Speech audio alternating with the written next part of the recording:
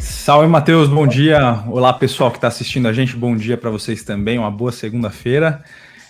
Matheus, vamos lá, segunda-feira é dia de conhecer fundo de investimento, a gente sempre procura apresentar para o pessoal que está assistindo, para os potenciais investidores aí, bons fundos de investimentos, fundos que a gente gosta.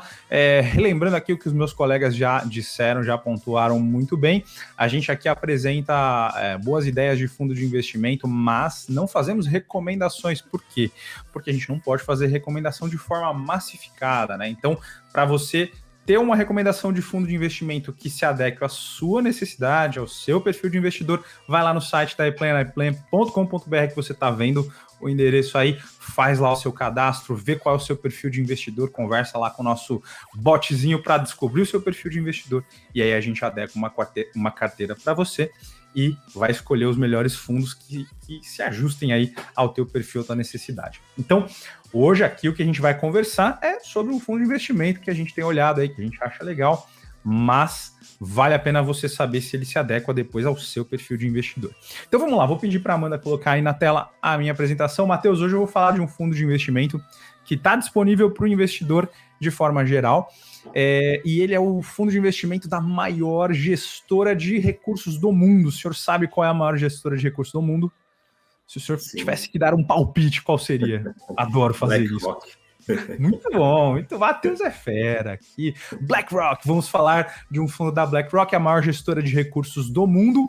O nome do fundo é esse que você está vendo aí. Deixa eu pegar aqui meu apontador, olha só. É o BlackRock Dynamic High Income. Esse High Income aqui diz muito sobre o fundo, né? Porque esse fundo tem foco em ativos que geram renda. Então, ele quer buscar para o investidor, para o cotista, rendimentos periódicos aí, né? Então, o que ele vai buscar colocar na carteira? A gente vai ver que é uma proporção menor na carteira, mas representa bastante do resultado desse fundo. Então, ele vai colocar títulos que paguem cupom, um alto cupom, ações que são boas pagadoras de dividendos, principalmente esses dois ativos para gerar renda aí para os investidores, né? Então, esse fundo, ele é um fundo de investimento no exterior, ele é um fundo multimercado, certo? Então, ele pode ter mais de um tipo de ativo na carteira, mas ele investe predominantemente no exterior. Hoje, 99% da carteira desse fundo está em ativos no exterior. Na verdade, esse fundo, o fundo de cotas, ele é gerido pela BlackRock e o fundo master, ele tá no exterior, né? Então, e ali ele faz a seleção dos melhores ativos segundo os gestores enxergam. Deixa eu falar um pouquinho sobre a BlackRock, não sei se todo mundo conhece, todo mundo que está assistindo, mas ela foi fundada lá em Nova York em 1988 e rapidamente se tornou a maior gestora de recursos do mundo. Olha só, 7,2 trilhões de dólares sob gestão. Isso dá quase 6 vezes o tamanho da nossa indústria inteira, né? O tamanho da indústria brasileira inteira de fundos, ou seja, é uma gestora bruta, né? O porte dela é gigantesco, é a maior gestora do mundo, certo? Então, olha, curiosidade aqui, né? 2/3 desse patrimônio sob gestão aí tá em ETFs, que são aqueles fundos de índice, né? São fundos fechados, tem cotas negociadas em bolsa e a carteira desses ETFs, a carteira desses fundos, elas replicam índices. Pode ser um índice de ações, por exemplo, né? Então, o mais famoso aqui no Brasil é o BOVA11, que é um ETF, é um fundo fechado, um fundo de índice, que replica a carteira do Ibovespa.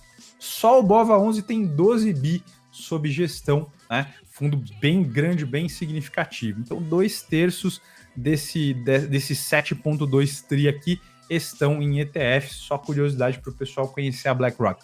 Gestores do fundo, né? São esses dois senhores aqui, Michael Fredericks e o Alex Singler, os dois na BlackRock, obviamente, atualmente, mas tem passagens por diversas gestoras. Esses dois caras têm em comum a passagem pela gestora de recursos do JP Morgan, né, um dos maiores bancos de investimento do mundo. Então, pessoal aí com bastante experiência em gestão. Legal. vamos falar um pouquinho da estratégia desse fundo, né? Que está acessível, aí você pode encontrar nas principais plataformas, né? Então você vai lá no site do BTG, você vai lá no site da XP, você consegue achar e faz o seu investimento, se torna nosso cliente da iPlan, e a gente direciona vocês para esses fundos bacanas. A estratégia desse fundo é de investimento em mercados globais, então ele não vai se ater a uma região específica, ele não precisa, na verdade, né? Hoje o foco dele é Estados Unidos, então daqui a pouco a gente vai ver o percentual da carteira do fundo que está lá nos Estados Unidos, né? Mas eles buscam, então, retorno com baixa correlação com as classes de ativos tradicionais. Então, ele procura fugir um pouco da correlação com bolsa, por exemplo, né, com S&P 500. E só lembrando, né, o que é correlação? É uma propriedade, é uma característica estatística que, se for muito alta, então se a correlação entre dois ativos for muito alta, o comportamento deles vai ser parecido, né? Então, se um ativo tem alta correlação com o outro, se um ativo sobe, o outro também sobe, mais ou menos na mesma proporção. Se ele cai, o outro cai. Então, quanto maior a correlação, mais próximo, mais junto vai ser o movimento, o desempenho, né? Tanto para cima quanto para baixo. E esse fundo busca, então, variar, diversificar, né? Busca fugir aí de uma correlação alta com as classes dos ativos tradicionais. Então, ele é um fundo que pode ser considerado um pouco mais defensivo, certo? Então, quando, por exemplo, a Bolsa Americana der uma porrada para cima, esse fundo vai subir, mas não vai subir tanto. Só que quando a Bolsa cair, esse fundo vai cair menos, ou vai ficar ali no 0 a 0, né? Então, justamente por buscar essa baixa correlação. Então, pode ser considerado aí um fundo mais para você defender o seu patrimônio. Foco na geração consistente e elevada, faltou um espaço aqui, elevada de renda, né? Então, como é que esse fundo vai alocar os ativos?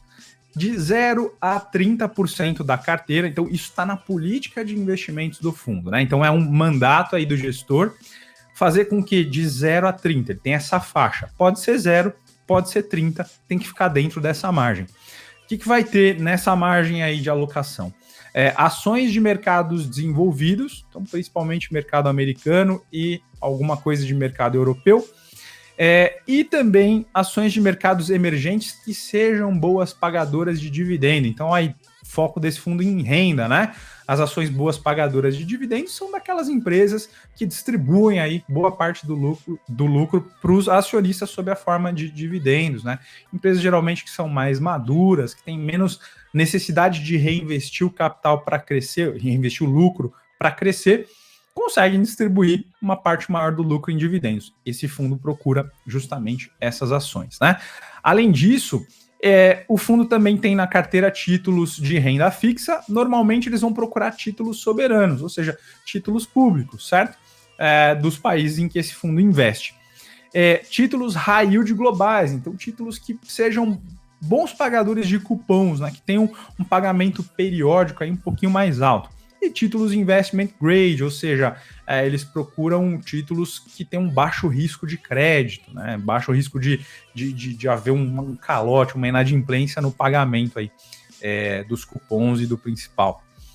Isso 0 a 30% da carteira. Então, daqui vem a procura aí por geração de renda um pouquinho maior para os investidores.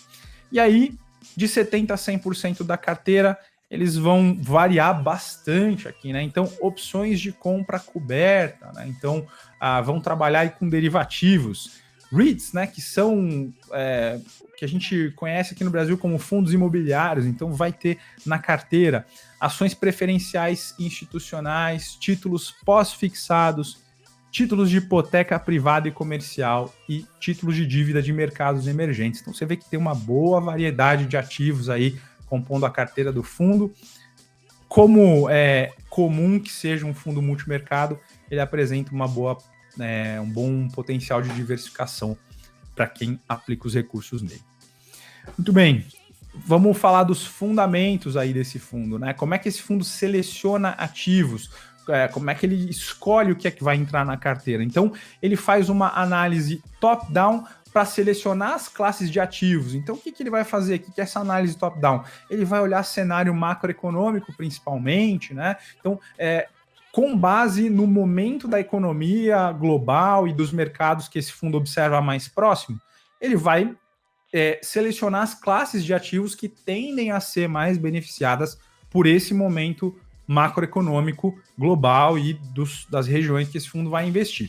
Então, primeiro, essa seleção de quais classes de ativos vão entrar na carteira do fundo.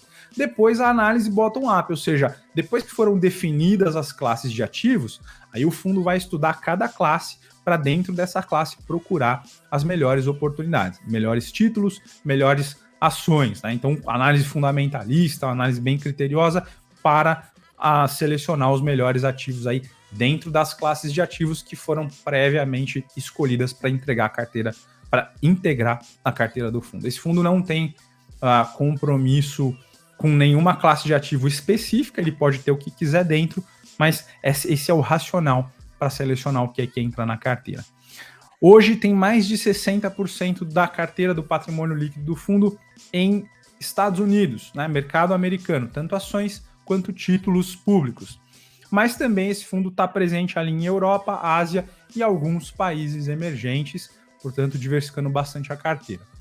Quais são as características do fundo? Né? Ele tem um objetivo de retorno que é CDI mais essa faixa aqui de 3,5% a 4,5% ao ano. Então, a meta aqui no Brasil é buscar o CDI e entregar um pouquinho mais, aí 3,5% a 4,5% ao ano. Tem um objetivo de volatilidade, ou seja, qual que é o risco que esse fundo topa correr, né? Entre 5% e 7% ao ano é o alvo do fundo, né? Então você vê que é um fundo que tem uma característica um pouco menos agressiva, né? Buscando aí uma volatilidade um pouco menor. Ele tem uma taxa de administração que é bem interessante para um fundo multimercado, né? Então, 0,90% ao ano é uma taxa que pode ser considerada barata, considerando a média aí dos fundos multimercados aqui no Brasil. Então, uma taxa bem interessante. E a taxa de performance que o investidor vai pagar é 20% do que passar do CDI. Então, o fundo busca bater o CDI, mais esse extra aqui, e você vai pagar 20% do que o fundo conseguir vencer o CDI.